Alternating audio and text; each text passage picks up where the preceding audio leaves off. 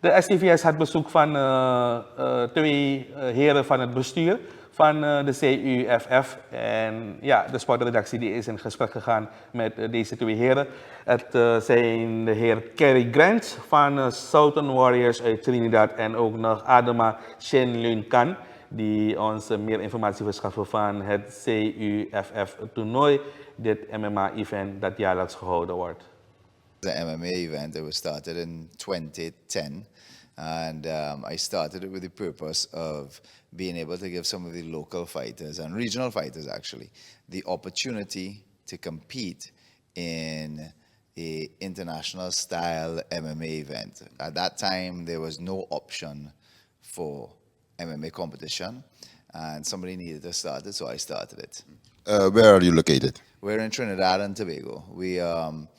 We have originated in Trinidad and Tobago, but we're trying to spread our wings this time. So we do have a couple planned events outside of Trinidad at this point in time. Do you work with the UFC? No, but we do. We have had some of our athletes go to the UFC right after our events. So we've had fighters as popular as Smiling Sam Alvey, who is a staple or was a staple in the UFC, Trevin Giles, Alex Munoz, Victoria Lombard. So we have had a couple of fighters that have left from CUF and gone into the UFC. So we don't work with them directly, but soon enough, I think we're doing a good enough job that we will have that connection soon. Okay. On 29th of June, your 19th event, and some Surinamese fighters were there also presented. Can you tell about the event? Yeah, I mean, CUF 19 was definitely one of the better events that we've had. We've had some spectacular events in the past, and CUF 19, it just took it up on another notch. Of course, with the Surinamese fighters like Patrono Puketti, who always comes, I think this is his third or fourth event that he participated in, but every event that he steps into the cage, he always gives a good show. In fact, sometimes I like to joke with him because I say that he's an adopted Trini, right? Because the Trinidadians love him so much. He always comes and gives a great show. His skill level is extremely high, training with Team Ival and, of course, the Southern Warriors of Mixed Martial Arts back in Trinidad with Kerry Grant.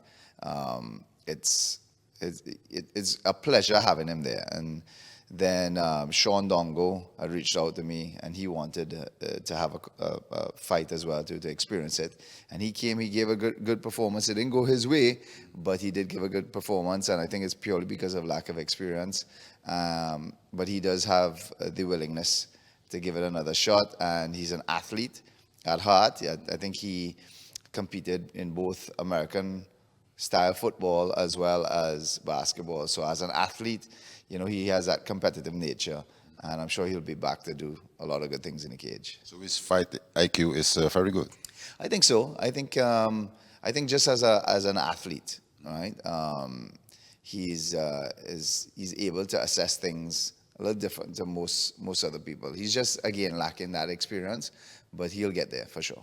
When is your next event? We have our next event in November. We're looking at Thanksgiving weekend, which is, I believe, the 23rd and 24th of November, and it's already set as an extremely big card. I think, again, with the success of CUF 19, we've had a lot of people who have seen it even on pay-per-view, and they just want to be part of it because it really is, and this is not me being egotistical because it's a show that I developed, but it really is the Caribbean's best show at the moment. So working in that direction. Definitely the environment. I believe y'all have the Amazon out there, you know what I mean? And y'all have a very rural, rugged way of training. It's very different to what we would have experienced in the Caribbean and even in the US, because I also spent a lot of time in the US training. And it's a unique experience. The mindset of the Surinamese fighter is as though, you know, people may look look at Suriname as maybe backward.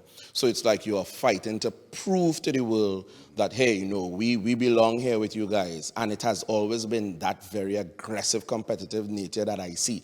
Not just in athletes, but even the young ones, when you see they walk in their very self, show of themselves, you know.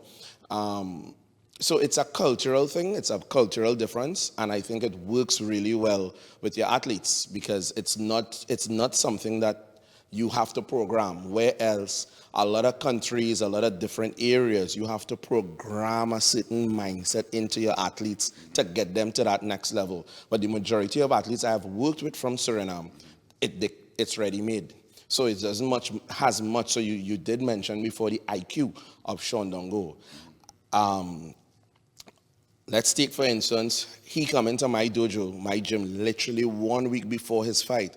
Yes, the fight didn't go his way. Sean also had a 25-pound weight cut, Suriname, if you all didn't know, which was extremely difficult to do, right? So he had to cut that weight in order to compete. So he was still weak. He had never done that before in his entire life. Also, the style of training, which now I would have provided in terms of learning how to fight in the cage, he has never experienced that. So it was a whirlwind, a cocktail of new experiences for him to try and keep in his head.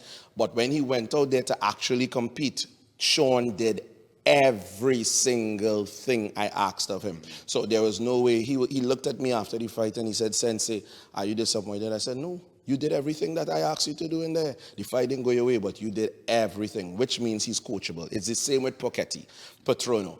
Same thing when I met the individual, he messaged me, he said, "Sensei, I saw the way your fighters fight. I love the way how you coach. Would you coach me?" Came across same attitude, same strength, same desire, willingness to get it done. And look at him, success. And I am guaranteeing you guys, the next time Sean comes into the cage, I told him he has to come by me at least 6 weeks before the fight, though. Give me at least 6 weeks with him, and you're going to see a difference. But I've seen some fights from Pochetti also. He's very humble too. Extremely humble. Every Surinamese fighter I've met is extremely humble. Like I said, again, it's just that even though you all are humble, you're extremely confident. It's something within the culture of the Surinamese people. And it's something I love. I respect it. It's why I'm always here. And because, like I said previously, it's an untapped sauce. As a coach, yes, I would want to make a name for myself, but I love helping others. And I like, there's this old saying, you help those that can help themselves, right? And I see that here. So it's not much work I have to do. I just have to help refine because y'all do the work. Y'all are extremely amazing. Y'all have extremely